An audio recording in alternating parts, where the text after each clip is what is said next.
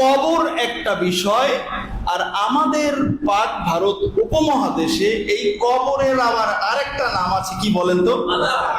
সবাই বলেন তো। তাহলে মাজার কি আর কবর কি? মাজার কোনটা আর কবর কোনটা? কি বলেন? একই জিনিস? একই জিনিস না, একই জিনিস না। কবর হলো স্বাভাবিকভাবে মুসলমান যে কোনো কেউ মারা গেলে বাঁশবাগানের নিচে, কলা বাগানের কাছে, পুকুরের পাশে, ক্ষেতের পাশে, এখানে সেখানে ঝোপঝাড়ের ভিতরে মাটি দিয়ে আসে। মাটি যেই দিন দিতে যায় ওই দিনই গাছপালা কেটে একটু পরিষ্কার করে কোনো মতে লাশটা নিয়ে ওখানে ঢুকিয়ে দিয়ে আসে। আর মাজার হলো একজন বিখ্যাত ব্যক্তি, আল্লাহর ওলি, নবী, রাসূল, সাহাবী, গাউস, কুতুব, ওলি, আবদাল অথবা প্রসিদ্ধ কোনো একজন ব্যক্তি ইন্তেকাল করলেন। ওনাকে কবর দেওয়ার পরে ওনার যারা ভক্তবৃন্দ আছে তারা যাতে এই কবরস্থানে এসে সালাম দিতে পারে, দোয়া করতে পারে মাইয়াতের জন্য, বা মাইয়াত যদি আল্লাহর ওলি হয় সর্বসম্মতিক্রমে তাকে ওসিলা দিয়ে আমার আল্লাহর কাছে দোয়া করতে পারে অন্যান্য মুসলমান, অন্যান্য মুমিন বান্দারা, এমন একটা পরিবেশ তৈরি করে দেওয়া হয়। এমন পরিবেশটা যদি থাকে এটা হয়ে যাবে মাজার। আর আপনার আমার কবর বাঁশবাগানে, পুকুর পারে, ক্ষেতের পারে, ঝোপঝাড়ের ভিতরে, এটা হয়ে যায় কবর। আমি কি বিষয়টা বুঝাইতে পারছি? কবর শব্দটাও আরবি, মাজার শব্দটাও আরবি। একটু খেয়াল করে শুনেন, নবীজি আমার বলেছেন আমার উম্মত একটা দল বেশি হবে। আগের উম্মত ছিল 72 দল, আমার উম্মত হবে কয় দল? 73 দল, এক দল বেশি হবে। এই এক দল বেশির মাঝে এই কবর আর মাজার নিয়ে ভুল বোঝাবুঝিরও একটা দল আছে, একটা দল আছে। আল্লাহ রাসূল সাল্লাল্লাহু আলাইহি ওয়াসাল্লামের হাদিস সংকলন করেছেন, যেটাকে আমরা সিহা সিত্তা বলি। পৃথিবী বিখ্যাত 6খানা হাদিসের বিশুদ্ধ কিতাব। এই কিতাবের মাঝে একটা হলো সুনান ইবনে মাজাহ। কিতাবের নাম কি বলেন? ইবনে মাজাহ, যেটাকে আপনারা বলেন ইবনে মাজাহ শরীফ। এই ইবনে মাজাহ শরীফের মাঝে একটা পরিচ্ছেদ, একটা অধ্যায় কায়েম করা হয়েছে, বাবু মা জাআ ফি জিয়ারাতিল কুবুর। আলোচ্য পরিচ্ছেদের মাঝে ওই হাদিসগুলো আনা হয়েছে যেই হাদিসগুলো প্রমাণ করে কবর জিয়ারত করা বৈধ, সুন্নাতে রাসূল, সুন্নাতে সাহাবা, সুন্নাতে আউলিয়া, সুন্নাতুল মুসলিমিন। আল্লাহু আকবার। হাদিসে কি আসছে দেখেন, আন আবি হুরায়রা রাদিয়াল্লাহু তাআলা আনহু قال قال رسول الله صلى الله عليه وسلم زوروا القبور। আবু হুরায়রা রাদিয়াল্লাহু তাআলা আনহু বলেন রাসূলুল্লাহ সাল্লাল্লাহু আলাইহি ওয়াসাল্লাম বলছেন, ও আমার উম্মতেরা তোমরা কবর জিয়ারত করো। বলুন না সুবহানাল্লাহ। কবর জিয়ারত, কবর জিয়ারত, সবাই বলেন কবর জিয়ারত। আবার আরেকটা কথা আছে, কবর পূজা আছে কি নাই? এখন আমরা কি আগেরটাই না পরেরটাই? সবাই বলেন আগেরটাই না পরেরটাই? পরেরটাই কে কি আছেন একটু হাত উঁচু করেন তো। আল্লাহ রাসূল বলেন সুরুল কুবুরা, কবর জিয়ারত করো। যারা আরবি ভাষাভাষী, আরবি ভাষা বুঝেন, আলেম যারা আছেন বা ছাত্র সমাজ তোমরা যারা আছো, এখানে আল্লাহ রাসূল যে এই জুরু কথাটা বলছেন, এই জুরু কথাটা থেকেই কিন্তু মাজার। কি বলেন? জুরু শব্দটা থেকেই কিন্তু কি মাজার। আল্লাহ রাসূল বলেন কবর জিয়ারত করো, মানে কবর পরিদর্শন করো। কবরের কাছে যাও, গিয়ে তুমি একটু চিন্তা করো এই কবরে কে আছে? আমার বাবা। এই কবরে কে আছে? আমার দাদা। এই কবরে কে আছে? আমার পূর্বপুরুষরা। ঠিক কিনা বলেন? এখন এই চিন্তাটা যখন আপনি করবেন আপনার কি ফায়দা হবে? এই হাদিসটা এসেছে ইবনে মাজাহ শরীফের অন্য বর্ণনায়, এবং এই বর্ণনাটা এসেছে এখানে, এই বর্ণনাটার ব্যাপারে বলা হয়েছে উসুলুল হাদিস বিদরা বলেছেন ইসনাদুহু সহিহুন। এই যে হাদিসখানা বলবো আল্লাহ রাসূল বলেছেন কবর জিয়ারতের ব্যাপারে, এই হাদিসের সনদ, এই হাদিস সহিহ, এখানে দুর্বল নয়, এই হাদিস মাউদু বা বানোয়াট সহিহ হাদিস। আল্লাহ রাসূল কি বলছেন? কুনতু নাহাইতুকুম আন জিয়ারাতিল কুবুর, ও আমার উম্মতেরা, একটা সময় ছিল আমি তোমাদেরকে কবর জিয়ারত করতে নিষেধ করেছিলাম। কবর জিয়ারত করতে কি করছিলাম? নিষেধ করেছিলাম। ফাজুরুল কুবুর ফাজুরুহা, কিন্তু আমি সেই একই মানুষ, একই রাসূল, আমি এখন তোমাদেরকে বলছি তোমরা কবর জিয়ারত করো, আগের নিষেধাজ্ঞা বাদ। সুবহানাল্লাহ বলেন। কারণ কি? ফাইন্নাহা তুজাহিদু ফিদ দুনিয়া, যখন তুমি মুসলমান, তুমি আল্লাহকে বিশ্বাস করে, আমি রাসূলকে বিশ্বাস করে কবরস্থানে জিয়ারত করার জন্য যাবে, তোমার কলবের মাঝে, অন্তরের মাঝে দুনিয়ার মহব্বত আস্তে আস্তে দূর হয়ে যাবে। সুবহানাল্লাহ। আজকের আমাদের মুসলমান বলেন আর কাফের বলেন, সবার মনের মাঝে একটা জিনিস রয়েছে পরিপূর্ণভাবে, সেটা হলো দুনিয়ার ভালোবাসা। ঠিক কিনা বলেন? আমার চেয়ার লাগবে, তাতে যত লক্ষ মারা যায় কোনো কিছু আসে আর যায় না। এটা কি দুনিয়ার ভালোবাসা কি না? নাকি পরকালের ভালোবাসা? এটা হলো দুনিয়ার ভালোবাসা। নবীজি আমার বললেন কবরের পাশে যাও, তবে কবরের পাশে গিয়া মূর্তির মতো দাঁড়াইয়া থাকবো না, কবরের পাশে গিয়া ফুল দিয়ে দাঁড়াইয়া থাকবো না। ফুল দাও, মূর্তি দাও, মোমবাতি জ্বালাও, আগরবাতি জ্বালাও, আল্লাহর কসম করে বলছি কবরের কোনো ফায়দা নাই আর তোমারও কোনো ফায়দা নাই। ঠিক কিনা বলে?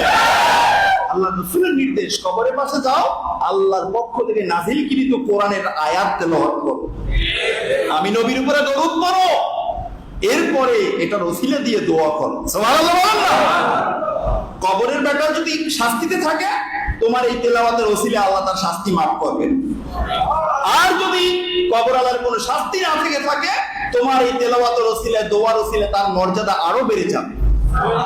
কবর আল্লাহ তোমাকে দোয়া করবে, তোমারও ফায়দা হবে। সুবহানাল্লাহ বলেন না? আচ্ছা, এমন কোন পাষাণ ব্যক্তি আছে নাকি যে বাপের কবরের পাশে গিয়া সূরা ফাতিহা, কোরআনুল কারীমের কিছু আয়াত তেলাওয়াত করতেছে, এই টাইমেও তার চোখে পানি আসবে না? এমন পাষাণ আছে নাকি? এমন পাষাণ থাকতে পারে ঐশীর মতো মহিলার পেটের সন্তান। ঠিক কিনা বলেন? এছাড়া কোন মুসলমান কখনো এমন হতে পারে না। আছে না ঐশীর জাত? আছে কি নাই? আরে মহিলা মানুষ পুরুষের সামনে সামনে লাফায় আর সমান অধিকার।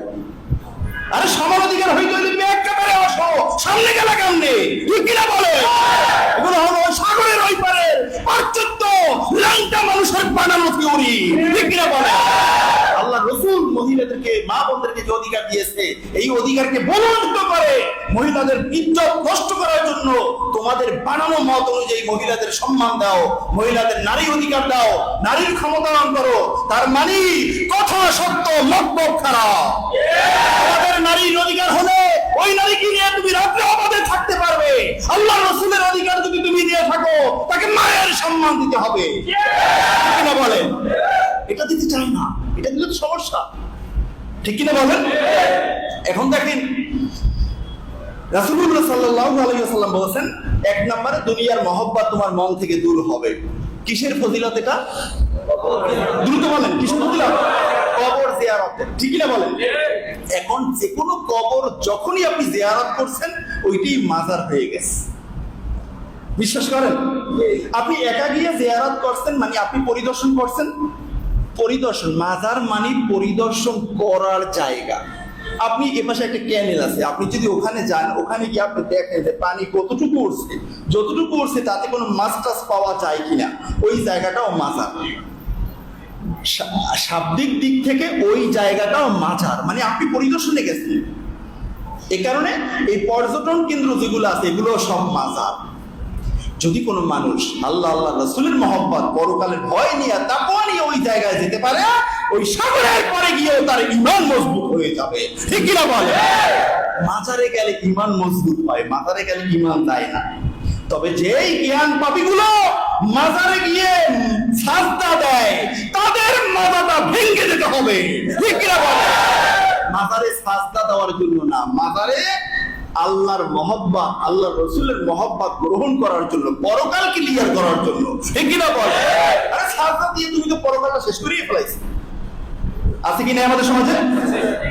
ভাইয়েরা আমার, দ্বিতীয় ফজিলত হলো ওয়া তুযাক্কিরুল আখিরাহ, রহমাতুল লিল আলামিন বলেছেন, দ্বিতীয় যে ফজিলত, কবরের পাশে গেলে তোমার পরকালের কথা মনে হয়ে যাবে। সুবহানাল্লাহ। সারাদিন ওয়াজ কইরাও বেটারে পরকালের কথা বোঝা যায় না, কবরের পাশে গেলে পরকালের কথা মনে হবে। বলছেন কে? বলছেন কে? কারণ এখানে যারা আছেন তাদেরকে আমিও দাদা ডাকতাম, আমি বাবা ডাকতাম, চাচা ডাকতাম, আমার সন্তানও হতে পারে, আমার মাও হতে পারে। তো তারা যেহেতু এখানে আসছে, আমি আব্দুল্লাহকেও সেখানে যেতে হবে, ঠিক না বলেন? তাই যেই লোকটা কবরের চিন্তা করলো, কবর জিয়ারত কইরা আইসাই কি 2 নম্বরই করতে পারবে? এই কারণে যেই মানুষগুলো লম্পট টাইপের, 5 ওয়াক্ত নামাজ এমনি ভাবে পড়ে, মসজিদে আইসা 5 ওয়াক্ত নামাজের পরে বাবার কবরের পাশে গিয়ে দাঁড়ানো উচিত। আল্লাহ রাসূল বলেছেন, দুনিয়ার মহব্বত তোমার থেকে দূর হবে, পরকালের চিন্তা তোমার মনের ভিতরে আসবে। সুবহানাল্লাহ বলেন না? আমি আল্লাহ রাসূলের চেয়ে বেশি বুঝি না, কেউ বেশি বোঝে নাই। আল্লাহ রাসূল শরীয়তের ব্যাপারে উম্মতের কল্যাণ কোন জায়গায়, অকল্যাণ কোন জায়গায়, আল্লাহ রাসূল বেশি বুঝতেন, ঠিক না বলেন? তাহলে আল্লাহ রাসূল জিয়ারত করছেন কি? কবর। জিয়ারত করছেন কি? আর কবর জিয়ারত করলে হয়ে যায় মাজার, ঠিক না বলেন? আমাদের সমাজে পারিবেশিক ভাবে পীর, আউলিয়া, বুজুর্গ, বিখ্যাত ব্যক্তি, তাদের কবর কি আমরা মাজার বলি? বলবো না কেন? তাদের কবরে তো দিন রাত 24 ঘন্টা মানুষের জিয়ারত করতেই থাকে। আর জিয়ারত করলেই যেহেতু মাজার হয়, তাহলে ওটা মাজার, ঠিক না বলেন? এখন আরবি যারা বোঝেন তারা ক্লিয়ার বুঝে ফেলছেন, আর আরবি যেই ভাই বোঝেন না, যদি আগে থেকে কোনো বুঝ থাইকে থাকে, তাহলে এখনো সেই বুঝে তাকে সুশ্রী দিতেই থাকবে, ঠিক না বলেন? আল্লাহ সুবহানাহু ওয়া তাআলা আমাদের সকলকে, যেহেতু কবরে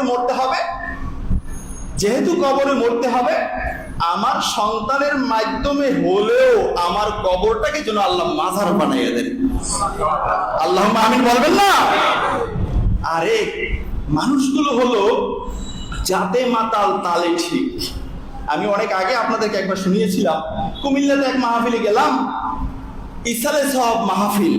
তো এক আলেম খানা খাওয়ার টাইমে বলতেছে, ইসালে সওয়াবটাও কি? এগুলো হলো বেদাতীদের বানানো, এগুলো কোনো কথা না, এগুলো কোনো কোরআন হাদিসে কোনো কিছু নাই। খানা খাইতেছে, আমি শুনলাম। আমি তার আগে খানা খাওয়া শেষ করে দরজায় এসে দাঁড়িয়ে থাকলাম। উনি খাইয়ে যখন যাইতে শুরু করছে, আমি ওনাকে সালাম দিলাম, হুজুর কেমন আছেন, সবকিছু জিজ্ঞাসা করলাম। আপনার কয় ছেলে মেয়ে? সম্ভবত 3-4 ছেলে মেয়ে বলছে। আমি বললাম, আজকের এই মাহফিলের দিন, এতক্ষণ আলোচনা চললো, এই মোবারক সময় আমি আপনার জন্য দোয়া করি। আপনি মারা গেলে আপনার কোন সন্তান যেন আপনার জন্য কোনো দিনও দোয়া না করে। কথাটা কি বুঝতে পারছেন? আপনার জন্য কোনোদিন যেন দোয়া না করে। আপনি মারা গেছেন, কবরে ঢুকাইয়া চলে আসবে, আপনার কোনো চিন্তাও যেন আপনার এই 3-4 সন্তানের মাথায় কোনোদিন না আসে। তখন লোকটা চেতে গেছে, হুজুর আপনি এটা কেমন বললেন? আপনি আলেম হয়ে একজন আলেমের বিরুদ্ধে আপনি বক্তব্য করেন, তার মানে? আমি বললাম, তাহলে কি করবে? কেন? আমি বললাম আমার জন্য দোয়া করবে না? আমি তো দোয়া করলে ফায়দা কি? দোয়া করলে আমি কবর বয়ে পাবো। আমি গেল, তাহলে এইবারে আপনি জল চেনেন, পানি চেনেন না, আপনি চেয়ার চেনেন, কেদারা চেনেন না, আপনি ইউনিভার্সিটি চেনেন, বিশ্ববিদ্যালয় চেনেন না। আর ইসালে সওয়াব যেটা, আর কবরে বইয়ে নেকি পাওয়া তো একই কথা। আমি বলছিলাম আরবিতে, সেটা আপনি বোঝেন না, আপনি বাংলায় বোঝেন। তার মানে আপনি সত্যিকার মুক্তিযোদ্ধা, বাংলাদেশে আপনি স্বাধীন করছেন। এখন আরবিও বোঝেন না, উর্দুও বোঝেন না, ইংরেজিও বোঝেন না, বাংলাটাই বোঝেন, ঠিক না বলেন? আছেন এরকম জ্ঞান পাগল? সে দোয়া পাইবে, এই দোয়া পাওয়াটাই তো হলো ইসালে সওয়াবটা। এরকম জ্ঞান পাগল বহুত আছে কি নাই?